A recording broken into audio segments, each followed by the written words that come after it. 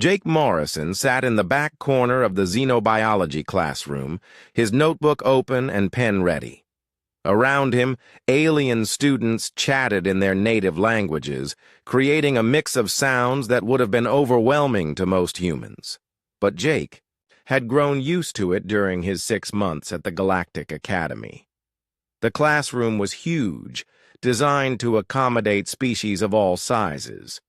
Towering Zentaurians sat next to delicate ethereals, while mechanical synthoids plugged directly into the learning terminals. Jake was one of only 3 humans in the entire academy, and the only one in this advanced class.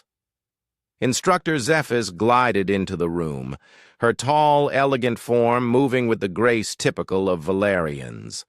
Her silver skin reflected the classroom, lights, and her large, dark eyes swept across the students. When her gaze passed over Jake, there was no recognition, no acknowledgement. He was used to that, too. "Today we discuss something special," Instructor Zephys announced, her voice carrying clearly through the room's translation system. "The annual Deathworld survival test." An excited murmur ran through the classroom. Jake had heard about this test from older students. It was a tradition at the academy, a way to prove that students could handle real dangers in space exploration and military service. "You will be taken to Zerion Prime," the instructor continued. 72 hours. Basics. Supplies only. Survive and you pass to advanced tactical studies. Fail and you repeat this year. Crix, a massive Zentaurian warrior, laughed loudly.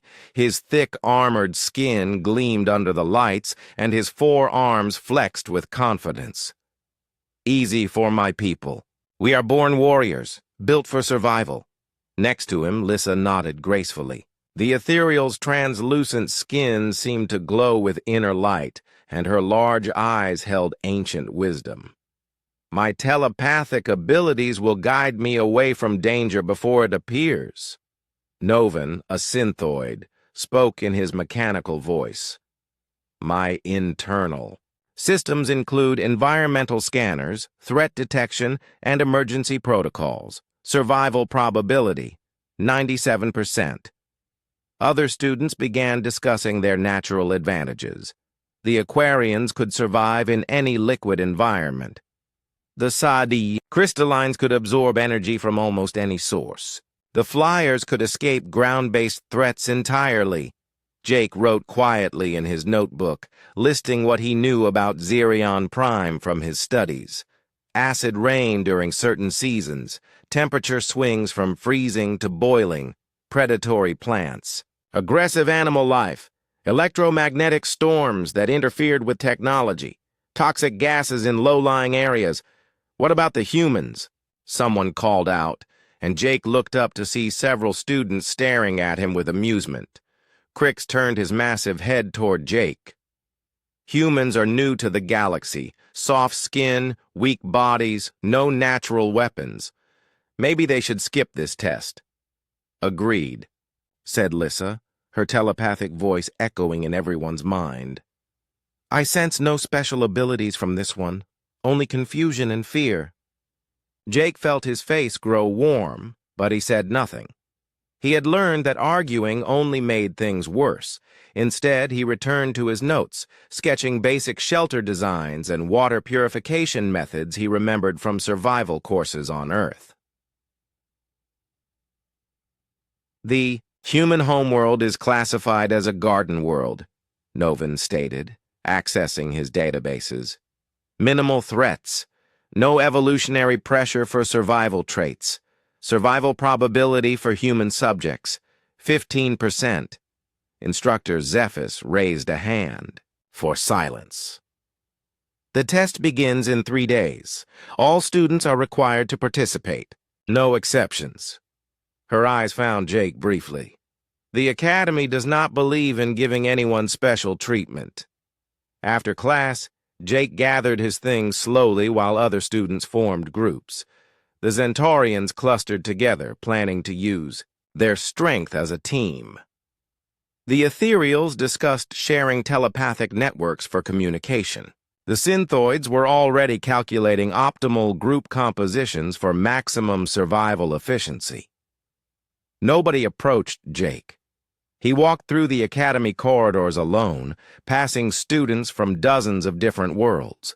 The academy was built inside a massive space station with sections designed for different environmental needs. Jake lived in the standard atmosphere section, sharing a dorm room with a Corellian who spent most of his time in the aquatic levels. In his room, Jake pulled out his personal tablet and began researching everything he could find about Xerion Prime. The official Academy files were limited, but he found older expedition reports and scientific surveys in the public databases. The planet had been used for survival training for over 50 years. Every few years, a student died despite emergency monitoring and quick extraction teams. The most recent death was 2 years ago, when a Chronari student fell into an acid pool during a thermal storm. Jake studied the climate patterns, geological surveys, and biological assessments. He made notes about seasonal changes, safe zones, and dangerous areas. While other students relied on their natural abilities, Jake knew he would need knowledge and planning. His tablet chimed with a message from his parents back on Earth. They were proud of him for making it into the academy, but worried about the dangers. Jake typed back a simple response that he was fine and studying hard. He didn't mention the survival test. They worried enough already. The next 2 days passed quickly. Jake spent every free hour in the library reading about survival techniques from different worlds. He practiced knots and basic tool-making in his room. He even visited the Academy's simulation rooms to experience different environmental conditions. Other students noticed his preparations and found them amusing. "Look, at the human studying," Crix laughed to his friends, "as if books will help against a Xerion stalker." "Perhaps we should invite him to join our group," Lissa suggested to her fellow Ethereals. "It would be educational to observe how quickly he fails." "Negative," replied Novan. "Human addition would decrease group survival probability by 12%. Jake ignored their comments and continued his research. On the final night before the test, he carefully packed his allowed supplies: a basic shelter unit, water purification tablets, emergency rations, a simple multi-tool, and basic medical supplies. He also packed his notebook, filled with everything he had learned about Xerion Prime. Other students would rely on their strength, their technology, or their natural abilities. Jake would rely on his mind and his willingness to adapt. As he lay in bed that night, Jake thought about why he had come to the Academy. Earth was new to the galactic community, and humans were seen as primitive and weak. But Jake believed that humans had something to offer. He just needed a chance to prove it. Tomorrow, on one of the most dangerous worlds in the galaxy, he would get that chance. The transport ship dropped out of hyperspace with a shudder that Jake felt in his bones.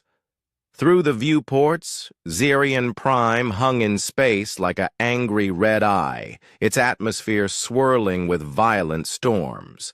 The planet looked exactly as dangerous as the reports had described. "Attention, students," came the voice of Commander Hayes over the ship's speakers. "Deployment begins in 30 minutes. You will be placed in random locations across the northern continent. Emergency beacons are built into your supply packs. Activate them only if you face immediate death. Activation means failure and immediate extraction." Jake checked his gear one final time. His notebook was sealed in waterproof wrapping inside his pack. The multi-tool was clipped to his belt. Everything else was packed efficiently, leaving room for anything useful he might find on the planet's surface. Around him, other students were, making final preparations. The Zentorians flexed their massive muscles and checked their natural armor plating.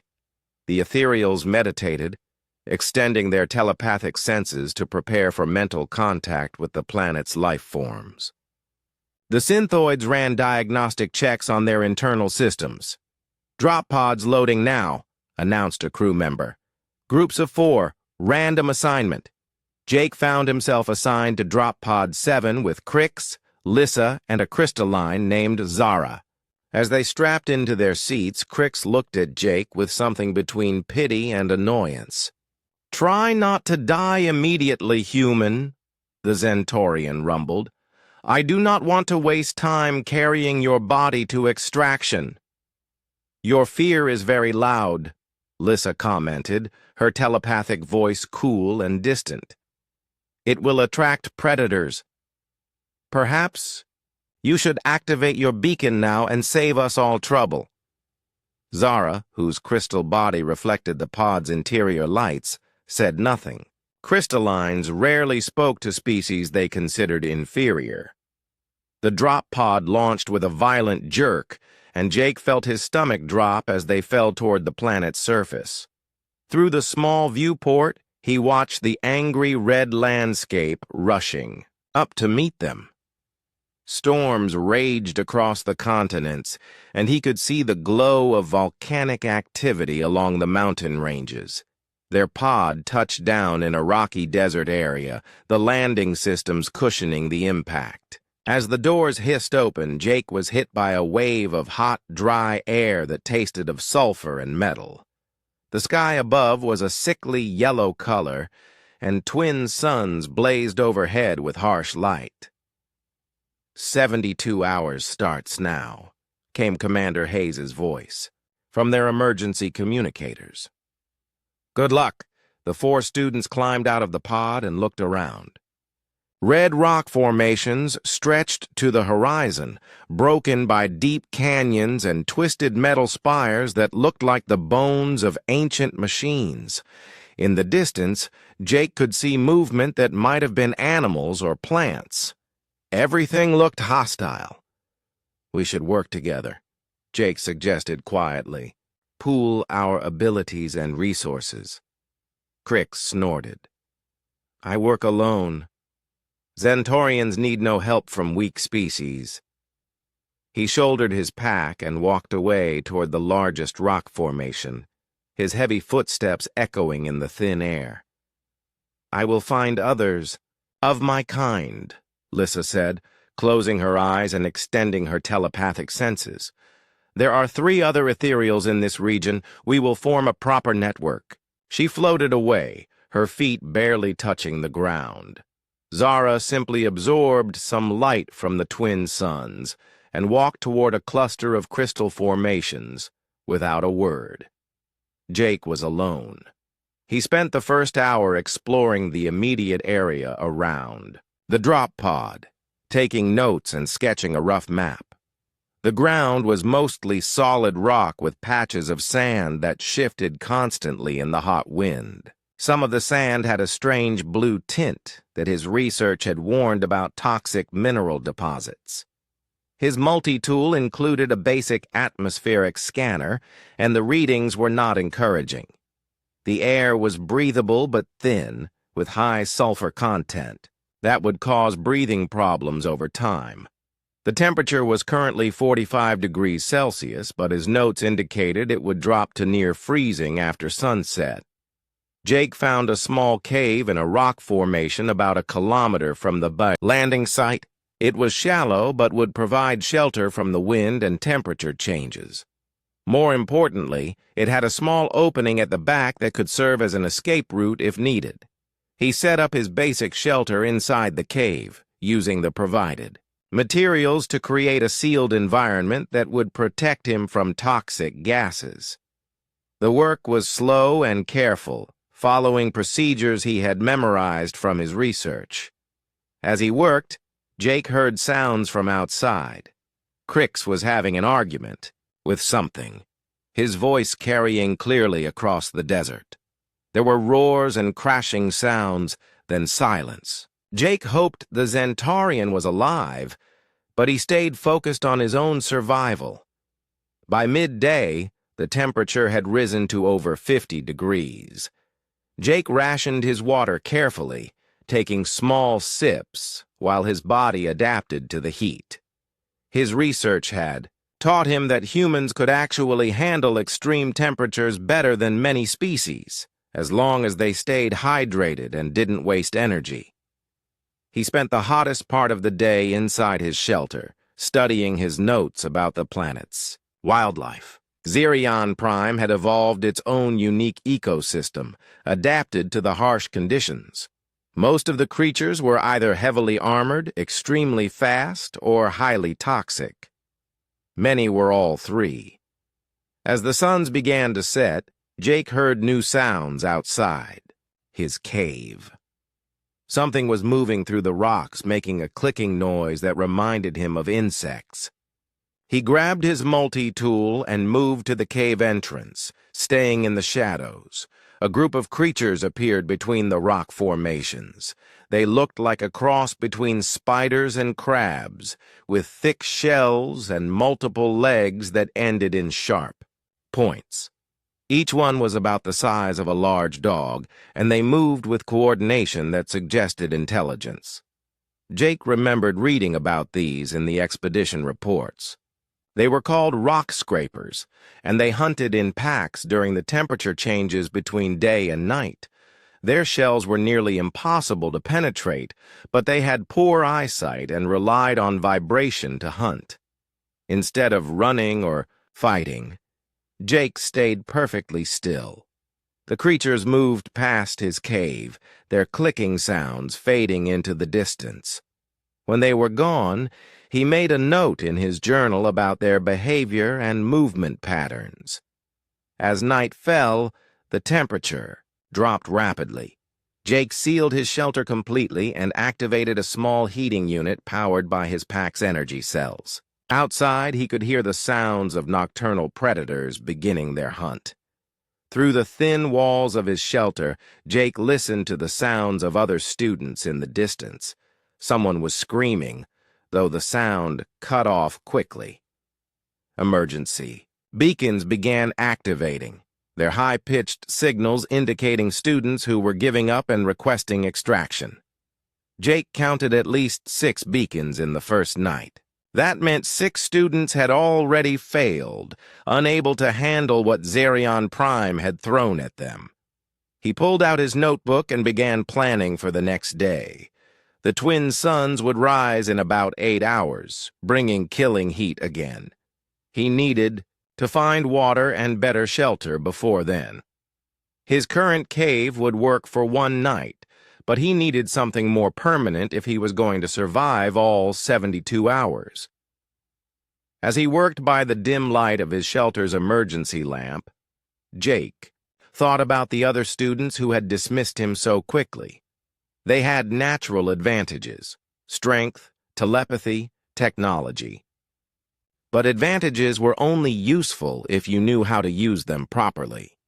Jake might not have armor like Crix, or telepathy like Lisa, or energy absorption like Zara. But he had something else: the ability to observe, learn, and adapt. While they relied on what they were born with, he could become whatever the situation required. Tomorrow would bring new challenges. Jake planned to be ready for them. Jake woke before dawn to the sound of something large moving outside his cave. He lay still in his shelter, listening carefully. Heavy footsteps, irregular breathing, and what sounded like muttered curses in Zentarian. "Crix?" Jake called out, softly. "Human?" The voice was weak and surprised. "You are still alive?" Jake carefully opened his shelter and peered outside. Crix sat against a rock formation about 20 meters away, holding his left arm against his chest. Even in the dim pre-dawn light, Jake could see dark stains on the Zentarian's armor plating. "What happened?" Jake asked, emerging from his cave with his basic medical kit. "Rock crawlers?" Crix grunted. Thought my armor would protect me. Was wrong. Their claws found gaps. He looked at Jake with confusion. Why are you helping? I said cruel things yesterday. Jake knelt beside the injured warrior and examined the wounds. 3 parallel cuts ran along Crix's arm where the rock scrapers had managed to penetrate between his armor plates. The cuts were deep but clean, and fortunately, not infected. Because you need help, Jake said simply, cleaning the wounds with antiseptic from his kit. And because we're both trying to survive the same test.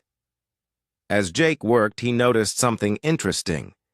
Crix's natural armor was incredibly strong, but it had gaps for movement at joints. The rock scrapers had learned to target these weak points, suggesting they were more intelligent than the Academy reports indicated. Your species confuses me, Crix said as Jake bandaged his arm. You are weak, but you help enemies. You have no natural weapons, but you survived the night better than I did. Maybe weakness and strength aren't what we thought they were, Jake replied. He helped Crix to his feet and looked around the desert landscape. The twin suns were beginning to rise and the temperature was already climbing. We need water and better shelter, Jake continued. My cave is too small for both of us, and the heat will be deadly today. Crix nodded slowly. There was a canyon to the north. I saw metal structures there before the crawlers attacked. Might have been an old research station. They gathered their supplies and began walking north, moving carefully across the rocky terrain. Jake kept watch for signs of the rock scrapers while Crix used his enhanced senses to scan for other threats. As they traveled, Jake noticed how the landscape told a story. Scratch marks on rocks showed where creatures had fought. Patches of discolored sand indicated toxic spills. Dead vegetation marked areas where the soil was too poisoned to support life. You read the land like a Zentorian tracker, Crix observed. But humans are not known for such skills. Humans learn, Jake replied. We watch, we adapt, we figure things out. They reached the canyon as the temperature climbed past 40 degrees. The metal structures Crix had seen were the remains of an old atmospheric research station abandoned years ago, but still partially intact. More importantly, there was a working water reclamation unit powered by solar collectors. Jake studied the equipment carefully. It was synthoid technology, designed to extract moisture from the air and purify it for drinking. The system was still functional, but needed minor repairs. I know nothing of synthoid machines, Crix admitted. Neither do I, Jake said, but I can figure it out. He spent the next 2 hours examining the system, following connections and testing circuits with his multi-tool. The problem was simple, a blocked filter that had reduced efficiency to nearly zero. Jake cleaned the filter using materials from their supply packs and restored the system to full operation. Fresh water began flowing from the output pipe. Clear and clean. Impressive, Crix said, drinking deeply. You repaired technology you had never seen before. I observed how it was supposed to work and fixed what was broken, Jake explained. Same principle as field medicine or tracking animals. See the problem, understand the system, find a solution. They spent the hottest part of the day in the shade of the research station, rationing their improved water supply and planning their next moves. Jake sketched maps of the surrounding area while Crix shared what he had learned about local predators. The crawlers hunt in packs of 6 to 8, Crix reported. They communicate with clicking sounds and coordinate their attacks, but they avoid areas with strong electromagnetic fields. The research station has EM generators for its equipment, Jake noted. That's probably why this area seems safe. As afternoon approached, they heard sounds from the south. Someone was calling for help in a language Jake didn't recognize, but his communicator's translation system identified it as crystalline. "Zara," Crick said. "She sounds distressed." They found the crystalline student trapped in a pit that had been disguised by a thin layer of crystallized sand. She had fallen through while trying to absorb energy from a cluster of crystal formations. The pit was about 4 meters deep, with smooth walls that offered no handholds. "How do we get her out?" Crix asked. "I could jump down, but then we would both be trapped." Jake studied the problem, then began unpacking rope from his supply kit. "We make a pulley system using the crystal formations as anchor points. Working together, they rigged a rope and pulley arrangement that let them lift Zara from the pit. The process took nearly an hour, but they eventually got her to safety.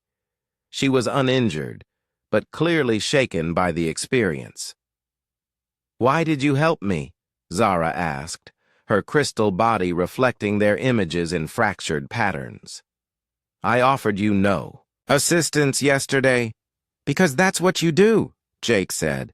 "Help when someone needs it." As evening approached, the 3 students made camp at the research station. They shared their remaining food supplies and took turns keeping watch. Jake noticed that both Crix and Zara looked at him differently now, with respect instead of dismissal. "Your species is strange," Zara commented during her watch shift. "Most intelligent species develop strength or technology or mental powers. Humans seem to have developed cooperation. Maybe that's more useful than we thought," Jake replied. During the night, they heard more emergency beacons activating in the distance. Jake counted at least 4 more, bringing the total failures to over 10 students. The test was proving more difficult than anyone had expected, but Jake was not just surviving. He was learning, adapting, and somehow making the deadly planet work for him instead of against him. His quiet confidence was beginning to affect his companions as well. "Tomorrow we head for the northern mountains," Jake announced as they planned their route. "My research shows there are caves there that stay cool during the day and warm during the night. Natural shelters that will save our energy for other things." "You sound like a leader," Crix observed. "I sound like someone who wants to survive," Jake corrected. But as he said it, he realized that Crix was right. Somewhere in the dangers of Zerion Prime, the quiet human student was becoming something more. The journey to the northern mountains took most of the 3rd day. Jake led the group using landmarks he had memorized from orbital surveys, while Crix provided protection and Zara used her crystal body to detect dangerous energy fields ahead of their path. They were no longer the same individuals who had emerged from the drop pod 2 days earlier. Crix had learned to value intelligence over strength. Zara had discovered that cooperation could be more efficient than independence, and Jake had begun to understand that his human traits were not weaknesses, but advantages that other species lacked. As they climbed into the foothills, they encountered their first major test together. A group of ethereal students had become trapped on a narrow ledge, surrounded by flying predators that looked like metallic wasps with energy weapons built into their bodies. "Stinger swarms," Crix identified grimly. "They hunt anything that moves. In the open. My armor means nothing against energy weapons.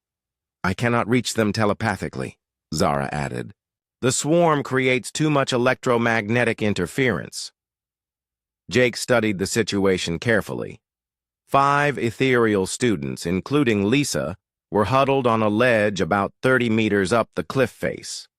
The stinger swarm circled them constantly, firing energy bursts whenever one of the students tried to move. The ethereal's natural telepathy was useless against non-sentient creatures, and their delicate bodies couldn't survive the energy attacks. "We need a distraction," Jake said.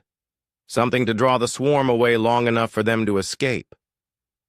"What kind of distraction?" Crix asked. Jake was already unpacking his supplies. "Stinger swarms hunt by detecting movement and heat signatures. If we give them a bigger, more attractive target." He began assembling what looked like a scarecrow using spare clothing, emergency heating packs, and small motors from their equipment. The device would move erratically and generate heat signatures that would look like a large injured animal to the swarm's primitive senses. "Ingenious," Zara commented. "But how do we deploy it without being attacked ourselves?" "We use the terrain," Jake replied, pointing to a series of small caves and overhangs. "Move from cover to cover, set up the decoy, then activate it from a safe distance." The plan took another hour to execute, but it worked perfectly. The Stinger swarm abandoned the ethereals to attack Jake's moving decoy, giving the trapped students time to escape to safety. By the time the swarm realized they had been fooled, all 8 students were safely hidden in the mountain caves. "Remarkable," Lisa said as they regrouped in a large cavern that Jake had identified as secure. "I have never seen such tactical thinking from a non-telepathic species." "How did you know the decoy would work?" asked another ethereal student, named Vera. "I observed their behavior and made educated guesses," Jake explained. "Humans are good at pattern recognition and problem solving. We see how things work and figure out how to make them work differently." As they settled into the cave for the night, Jake noticed something important happening.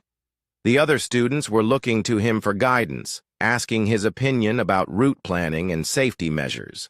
Without anyone officially deciding it, he had become the leader of their small group. "This is not normal," Lisa commented privately to Jake as the others prepared their shelters. "In all our histories, leadership comes from strength or mental superiority. But you lead through, what is the word, competence. Maybe different species need different kinds of leaders," Jake suggested. The next morning brought a new crisis. Electromagnetic storms began building in the atmosphere, the kind that could disable all technology for hours or even days. Jake's research had warned him about these storms, but seeing one develop was terrifying. Purple lightning crackled between towering clouds that seemed to stretch into space itself. The air tasted of metal and electricity, and everyone's equipment began malfunctioning. "Our communicators are failing," Crix reported. "We will lose contact with the Academy. My internal systems are experiencing cascade errors," added Novan, a synthoid who had joined their group after his original team activated their emergency beacons. "I may shut down completely." Jake pulled out his notebook, the pages protected by waterproof wrapping that also blocked electromagnetic interference.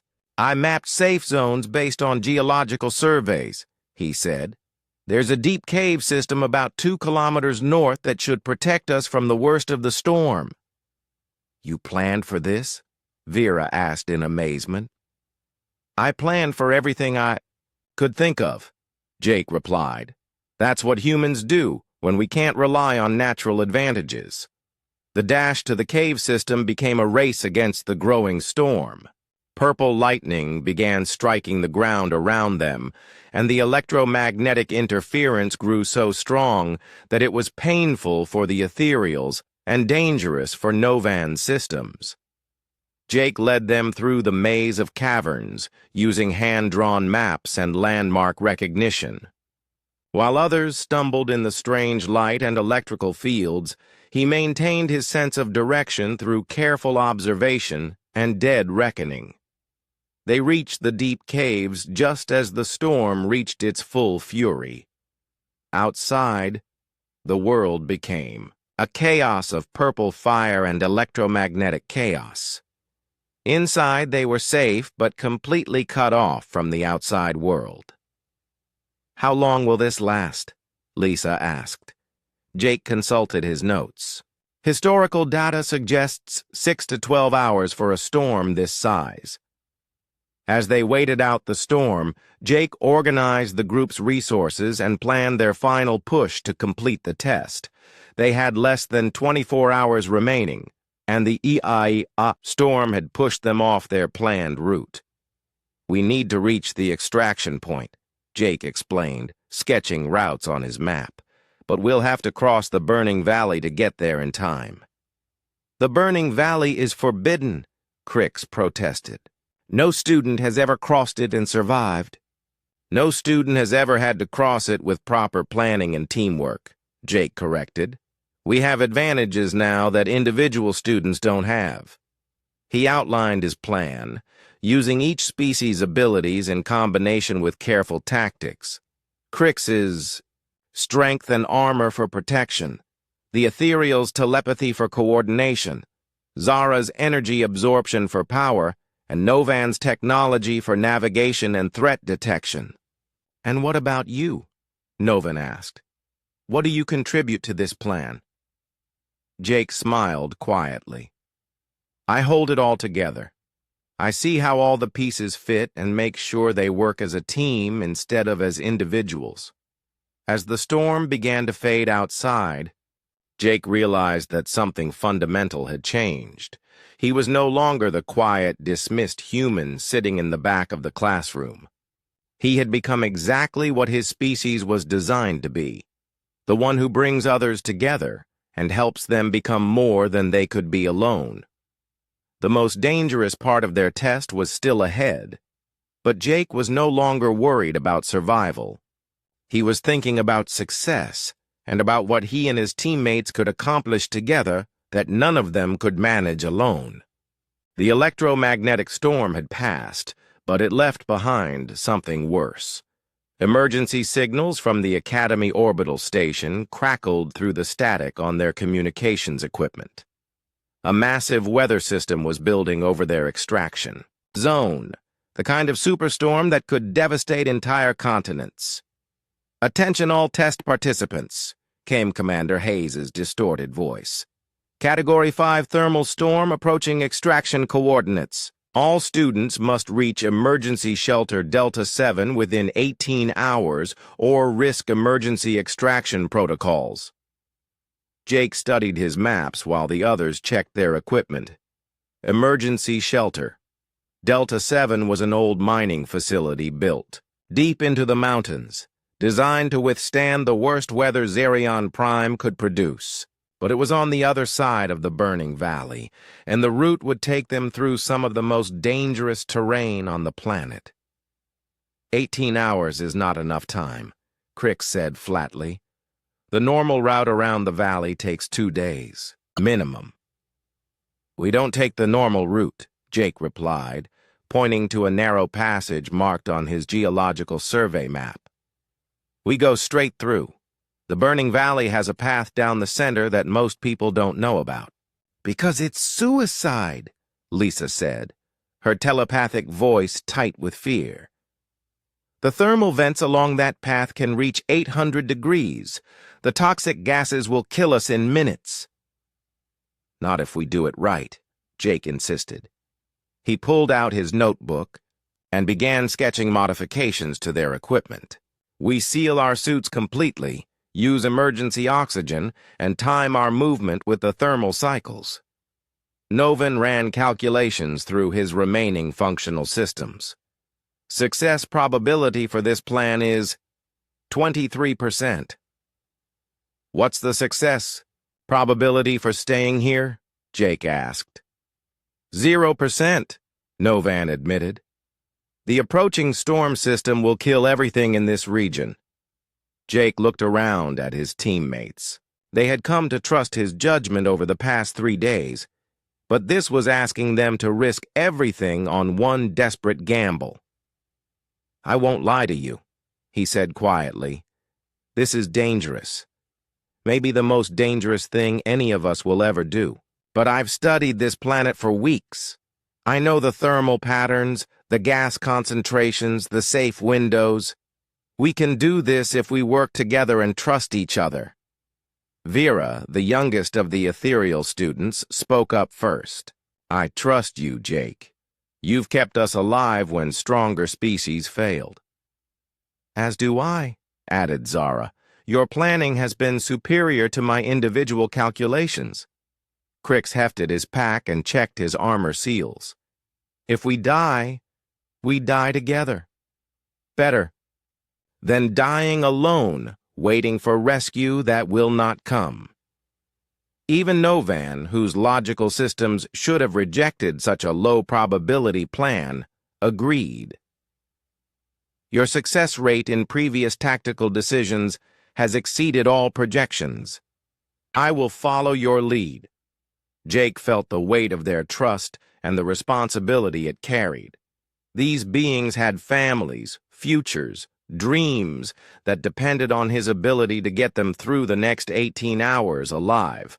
All right, he said. Here's how we do this. The preparation took 2 hours. They sealed their environmental suits using emergency patches and spare materials. Jake showed them how to modify their air recyclers to handle short-term toxic exposure.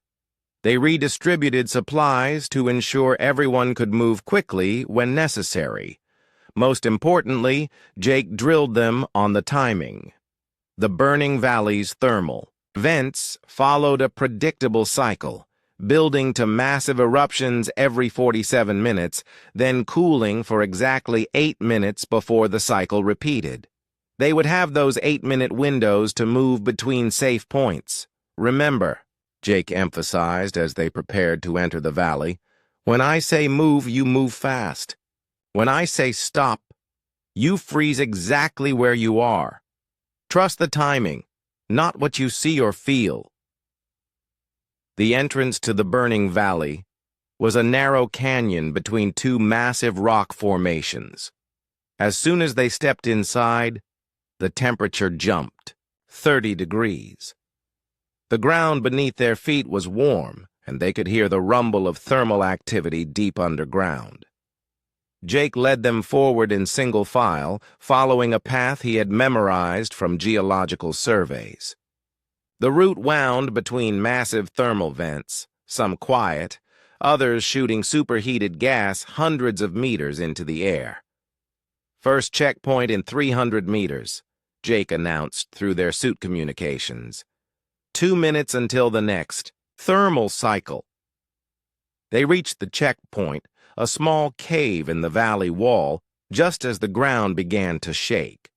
Moments later, thermal vents erupted all around them, turning the valley into a hellscape of fire and poisonous gas. Through their sealed faceplates, they watched death rage just meters away. 8 minutes until the next cycle, Jake said calmly. Next checkpoint is 600 meters northeast. Follow my exact path. The second sprint was harder. The ground was uneven, and toxic gases lingered in low areas even between eruptions. Vera stumbled and nearly fell into an acid pool, but Crix caught her and kept her moving. They made 7 successful sprints, covering over 4 kilometers through the heart of the burning valley. With each checkpoint reached safely, Jake's confidence grew, and his teammates' trust in his leadership deepened. But on the 8th sprint, things went wrong. Novan's damaged systems finally failed completely, just as they were crossing an exposed section of the valley floor. The synthoid collapsed halfway to the next checkpoint, his internal power systems overloaded by the extreme heat and electromagnetic interference. "Leave me," Novan said through failing speakers. "You cannot carry me and reach safety in time." "We don't leave anyone behind," Jake said firmly. He looked at the others. "Crix, can you carry him?" "I can try, but not at full speed." Jake checked his timing calculations. They had 4 minutes until the next eruption cycle, and the checkpoint was still 300 meters away. Carrying Novan, they couldn't make it, unless they changed the plan. "New strategy," Jake announced. "Zara, how much energy did you absorb from the thermal vents?" "Significant amounts. the crystalline replied. More than my normal storage capacity. Can you discharge it all at once? Create an electromagnetic pulse? Yes, but why would... The thermal vents are triggered by pressure sensors and electromagnetic fields, Jake explained rapidly. If you can disrupt the system, we can delay the eruption by maybe 2 minutes. It was desperate and untested, but it was their only chance. Zara positioned herself over the largest sensor cluster and released all her stored energy in one massive pulse. The effect was immediate. The rumbling stopped, and the countdown to eruption was reset. They had just enough time to reach the checkpoint with Novan, diving into the protective cave seconds before the delayed eruption turned the valley into an inferno again. That was impossible, Lisa said, breathing hard through her suit's recycler.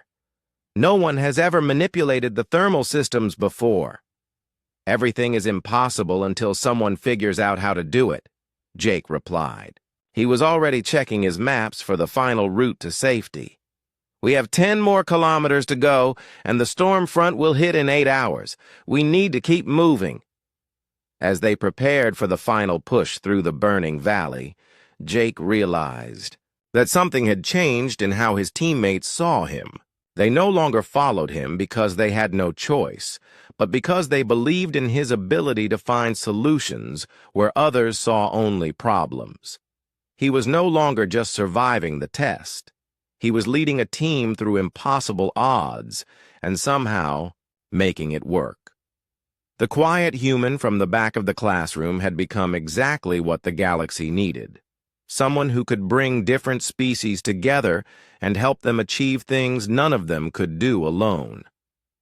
They emerged from the burning valley as the twin suns reached their highest point in the sky.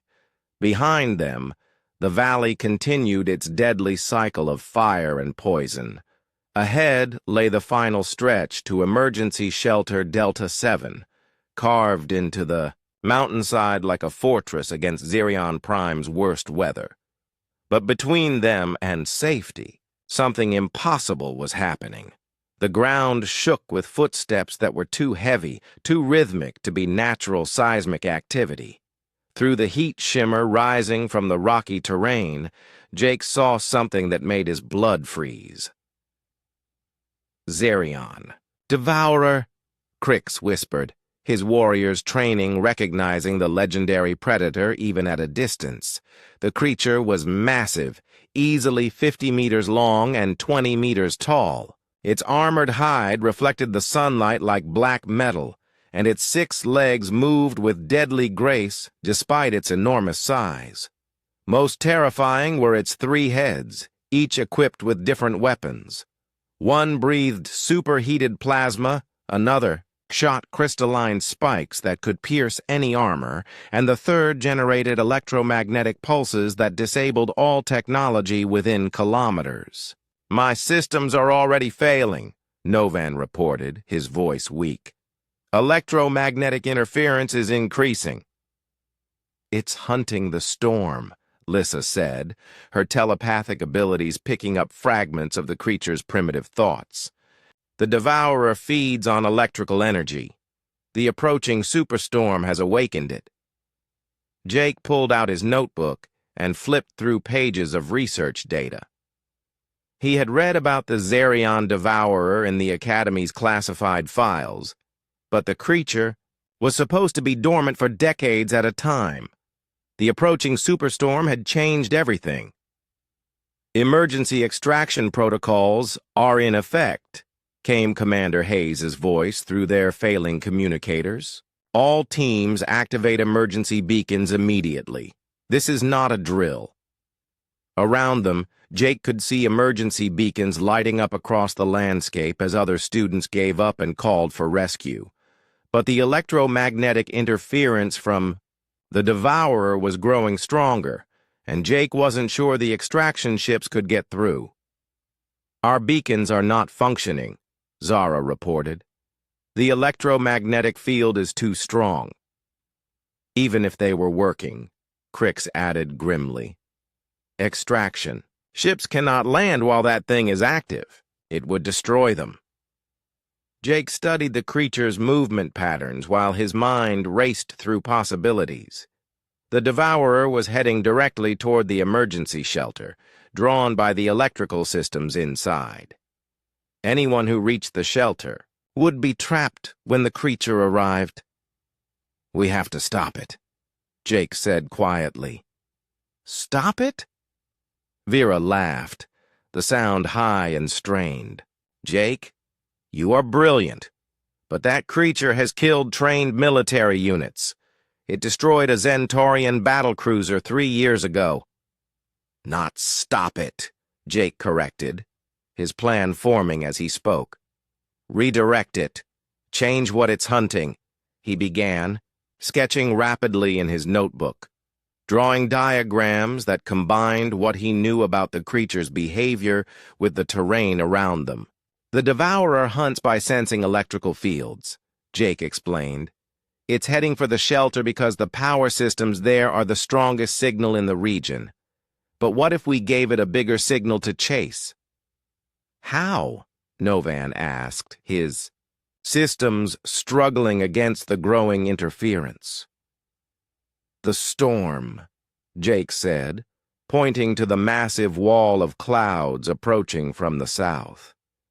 "The superstorm is full of electrical energy, exactly what the Devourer wants to feed on. We just need to make it more attractive than the shelter."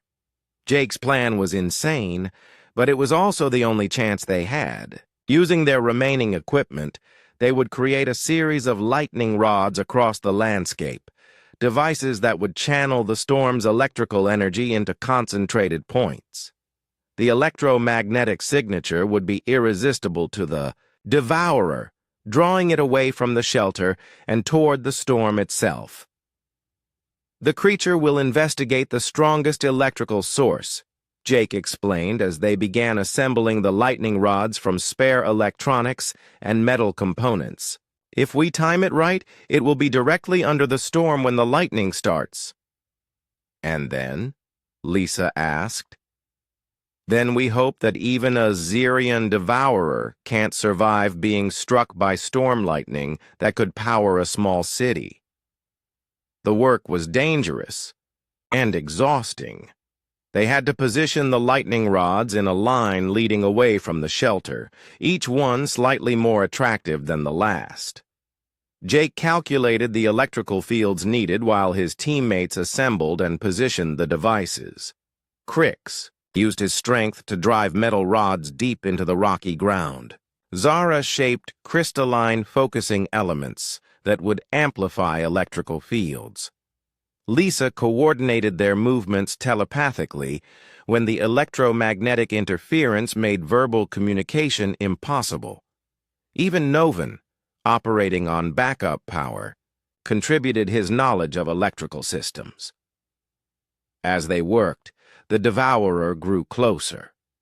Jake could feel the ground shake with each massive footstep, and the creature's electromagnetic field was now so strong that their equipment sparked and smoked.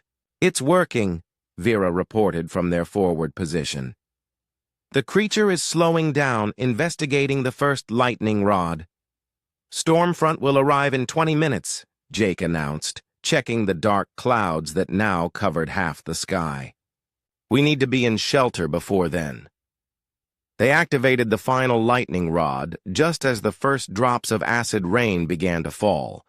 The Devourer was now following their electronic trail, drawn away from the shelter and toward the approaching storm.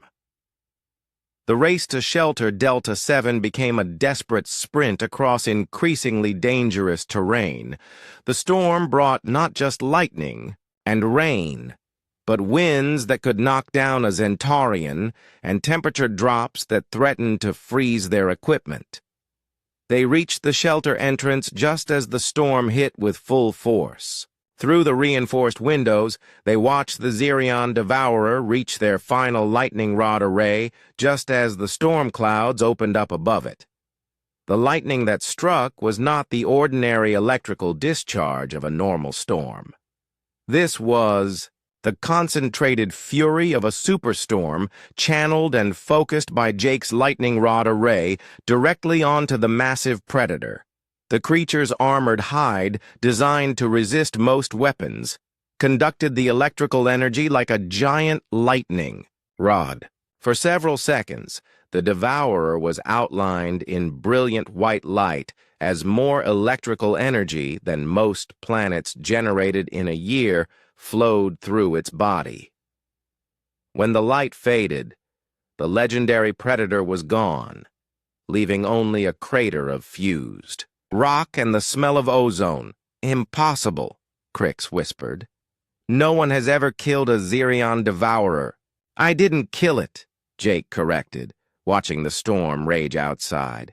I just gave it exactly what it wanted all at once. As they settled into the shelter to wait out the storm, Jake's teammates looked at him with something approaching awe. He had not just survived Xerion Prime's worst challenges, he had turned them into solutions. How do you do it? Lisa asked. How do you see possibilities where others see only threats? Jake thought about the question while listening to the storm outside.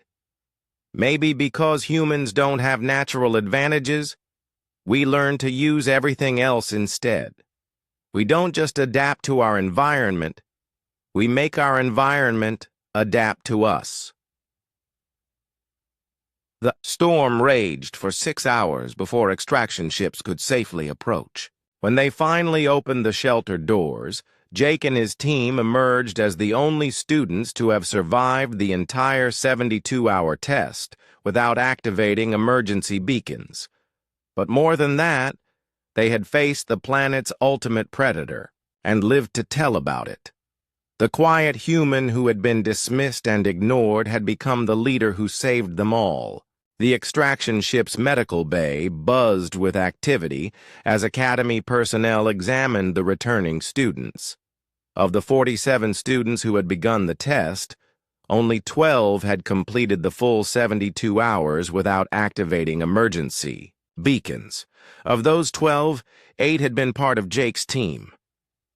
Remarkable, Dr. Kane, the Academy's chief medical officer, muttered as she reviewed their health scans. Most students who survive the full test show signs of severe stress, dehydration, and psychological trauma. Your team appears to be in better condition than when you left. Jake sat quietly while she conducted her examination, watching other students receive treatment. Some had serious injuries from predator attacks, others suffered from dehydration or toxic gas exposure. A few showed signs of panic disorders that might take months to heal. How did you do it? Dr. Kane asked Jake directly. Your file indicates no previous survival training, no military experience, no special genetic modifications. Yet you led a team through conditions that defeated trained warriors and enhanced beings. I paid attention, Jake replied simply. I studied the planet, learned from mistakes, and worked with my teammates instead of against them. Commander Hayes entered the medical bay and approached Jake's examination table. The Academy's head of tactical studies was a stern woman with cybernetic implants that enhanced her natural human abilities. She carried Jake's notebook, the pages now stained and worn from their journey across Xerion Prime. Mr. Morrison, she said formally. This is quite impressive work. She held up the notebook. Detailed environmental analysis, tactical planning, equipment modifications, and contingency strategies for scenarios the Academy didn't even include in the test parameters. I wanted to be prepared, Jake said. Prepared? Commander Hayes laughed. You predicted and planned for situations that our best tactical computers didn't anticipate, including the electromagnetic storm interference and the Xerion Devourer awakening. Word of their encounter with the Devourer had already spread through the Academy. In 50 years of survival tests, no student had ever faced the legendary Predator and lived. The fact that Jake had not only survived but defeated it was being called impossible by some faculty members. The battle recordings from your suit cameras are required viewing for all advanced tactical courses, Commander Hayes continued. You turned the planet's most dangerous predator into a solution for your tactical problem. That kind of thinking is exactly what the galaxy needs. As they spoke, other students began approaching Jake's medical station. First came his original teammates, Crix, Lissa, Zara, Vera, and Novan, who had stayed together throughout their recovery. Jake, Crix said, his massive form somehow seeming smaller and more humble than before. I owe you an apology. When we first met, I judged your species by your physical appearance. I was wrong. Strength without wisdom is just destruction waiting to happen, Zara added. You showed us that intelligence and cooperation are more powerful than any natural advantage. I have been in telepathic contact with my people, Lisa said. I told them about your tactical abilities and leadership skills. They are interested in learning from human methods. Other students who had not been part of Jake's team began gathering around. These were the ones who had activated their emergency beacons, who had failed the test despite their natural advantages. Is it true you killed the Devourer with lightning? Asked the Aquarian student, whose gills were still healing from toxic gas exposure. I redirected it into a situation where the environment killed it, Jake corrected. I just used what was already there. But how did you know it would work? Pressed a flyer whose wings showed acid burns from the storm. Jake thought about how to explain something that seemed obvious to him but revolutionary to others. I watched how everything connected. The creature hunted electrical energy. The storm contained electrical energy, and I had the tools to make the connection attractive. It was just logical. Logical, repeated one of the synthoids who had failed the test when his systems were overwhelmed by the electromagnetic interference. My logic circuits calculated a 0% survival probability for your plan, yet it succeeded. How is this possible? Maybe there are different kinds of logic, Jake suggested. Your calculations were based on known factors and previous data, but I included unknown factors and creative solutions. Instructor Zephys entered the medical bay, her elegant Valerian form moving through the crowd of students. She approached Jake with an expression that might have been surprise on her normally composed features. Mr. Morrison, she said formally, the Academy Board has completed their review of your performance. Your final score for the Deathworld survival test is 97%, the highest in Academy history. A murmur ran through the gathered students. The previous record had been 81%. Held by a Zentaurian military officer who had completed the test with full combat equipment. More importantly, Instructor Zephys continued, the board has decided to restructure the survival curriculum. Based on your methods, students will now be taught adaptive thinking, cooperative tactics, and environmental integration as core subjects. You're changing the academy curriculum? Jake asked, surprised. You proved that traditional approaches were incomplete, she replied. Species have been relying on their natural advantages for millennia, but those advantages become weaknesses when facing truly unknown challenges. Your human approach of adaptation and cooperation offers a better model. As the medical examinations concluded and students began returning to their dormitories, Jake found himself surrounded by beings who 3 days earlier had dismissed him as primitive and weak. Now they sought his advice, wanted to learn from him, and spoke of him with respect. But the most meaningful moment came when Crix, Lissa, Zara, Vera, and Novan gathered around him privately. We have discussed this among ourselves, Crix said seriously. We want to continue working as a team, with you as our leader. There are advanced courses that require team cooperation, and we believe we can achieve more together than apart. You taught us something important, Lisa added, that the strength of a group comes not from the sum of individual abilities, but from how those abilities work together. And you showed us that leadership isn't about being the strongest or smartest, Vera said. It's about seeing what others cannot see and helping them become better than they thought possible. Jake looked around at his teammates, beings from different worlds with different abilities, united by their shared experience on Zerion Prime. 3 days ago, they had been strangers with nothing but prejudice between them. Now they were a team, bound together by trust and mutual respect. I'd like that, Jake said simply. Working together, I mean. We did good work out there. Indeed we did, Novan agreed, his repaired systems functioning perfectly again.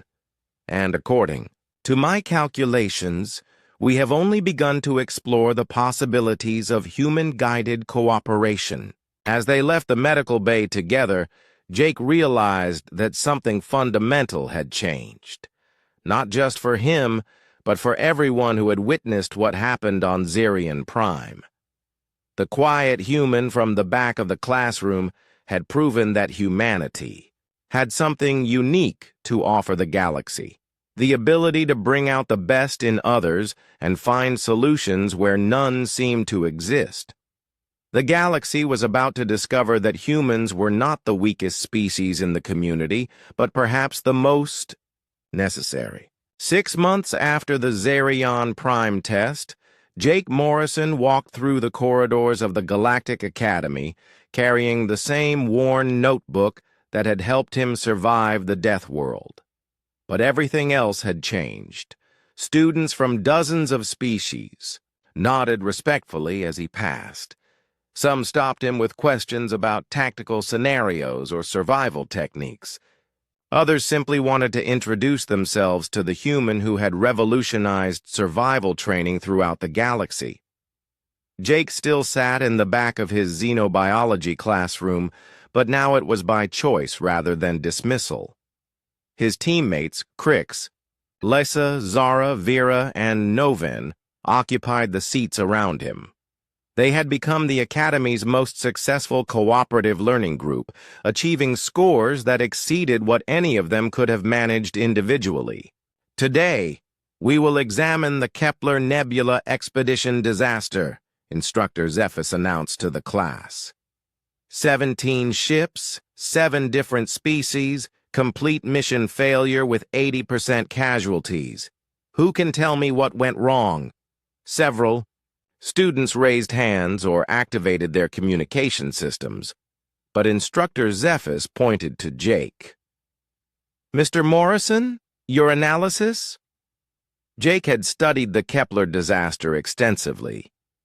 It was a classic example of species working independently instead of cooperatively, each group trying to solve problems using only their natural advantages.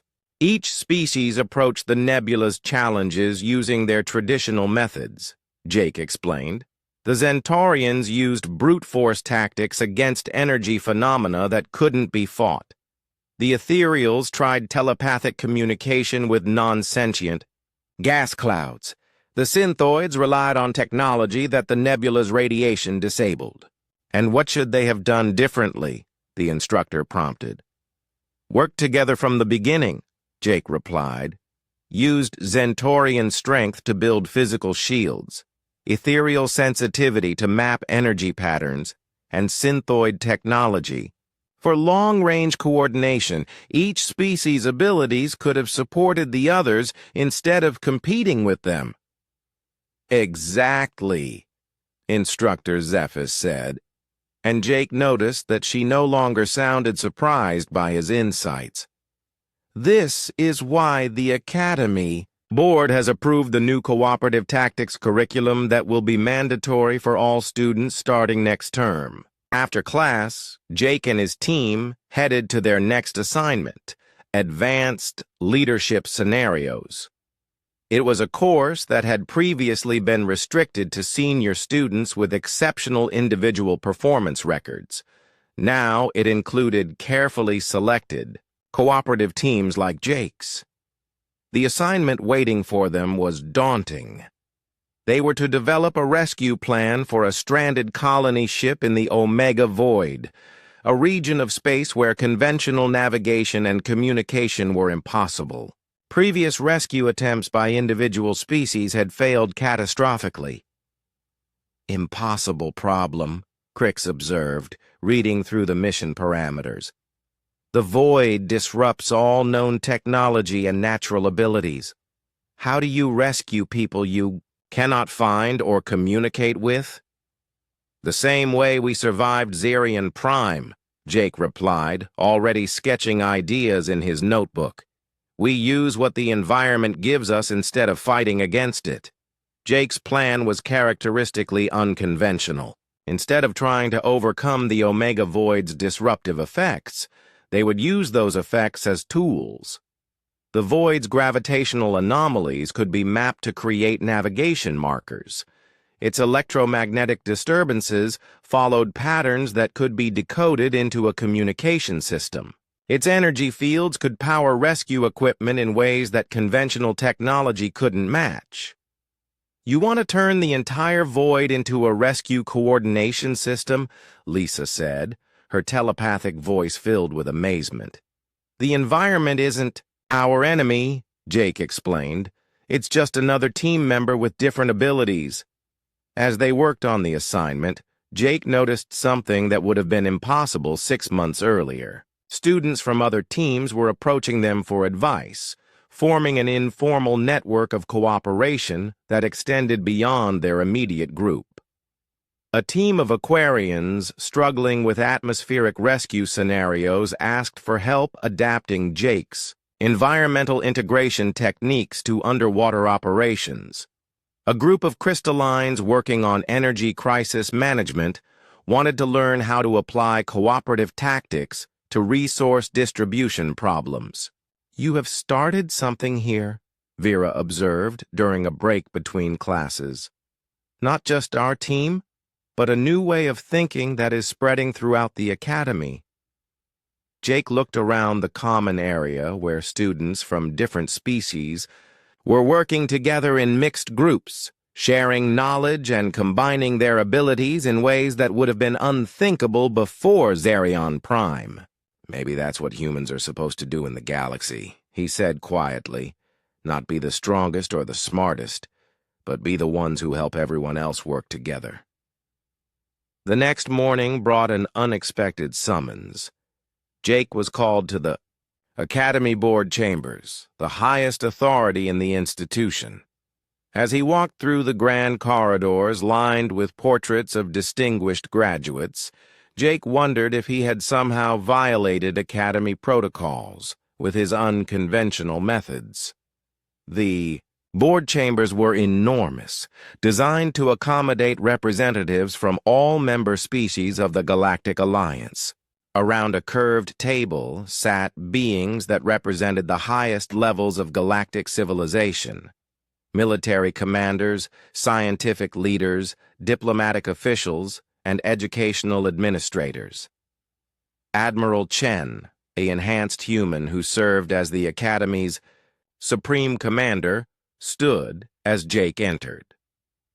"Cadet Morrison, please approach." Jake walked to the center of the chamber, feeling very small among such august company. His worn notebook seemed insignificant compared to the advanced technology and ancient wisdom surrounding him. "Cadet Morrison," Admiral Chen began formally, "the Academy Board has reviewed your performance and its impact on our institution. Your methods have proven so effective that we are implementing Academy-wide curriculum changes based on your innovations." "Thank you, sir," Jake replied, unsure what else to say. "More importantly," the Admiral continued, "the Galactic Alliance has requested that you and your team participate in a special mission. The colony ship Horizon's Edge has been missing in the Omega Void for 6 months. All conventional rescue attempts have failed. Jake felt his heart skip. The scenario they had been working on as a classroom exercise was real. "We want you to lead the rescue operation," Admiral Chen said. "Not as a training exercise, but as an actual mission with real lives at stake." The magnitude of the responsibility was overwhelming. Real people were depending on his ability to solve impossible problems and bring different species together in cooperation. "I accept," Jake said simply. As he left the board chambers, Jake realized that his journey from the quiet student in the back of the classroom to mission leader had been completed. But it was also just the beginning. He found his teammates waiting in their common study area, already reviewing technical specifications for the Omega Void rescue mission. They looked up as he approached, their expressions mixing excitement with determination. "Ready for the real test?" Crix asked, his warrior's spirit eager for genuine challenge. "We have been preparing for this since Zarion Prime," Lissa added. "Indeed," Novan confirmed. "All data indicates this mission will require every technique we have developed." Jake looked around at his teammates, beings from different worlds who had become his closest friends and most trusted allies. Together they had survived a Deathworld, revolutionized academy training, and now they were being asked to save lives in the most dangerous region of known space. "Then let's get to work," Jake said, opening his notebook to a fresh page. "We have people to rescue." As they began planning for the Omega Void mission, Jake realized that the quiet revolution he had started was spreading beyond the academy, beyond the classroom, beyond the confines of training exercises. Across the galaxy, species were beginning to understand that their greatest strength lay not in their individual abilities, but in their capacity to work together. And at the center of it all was a human who had never been the strongest, smartest, or most gifted, but who had learned to see possibilities where others saw only problems, and who had the quiet courage to help others become more than they ever thought possible. The galaxy was changing, one cooperative mission at a time.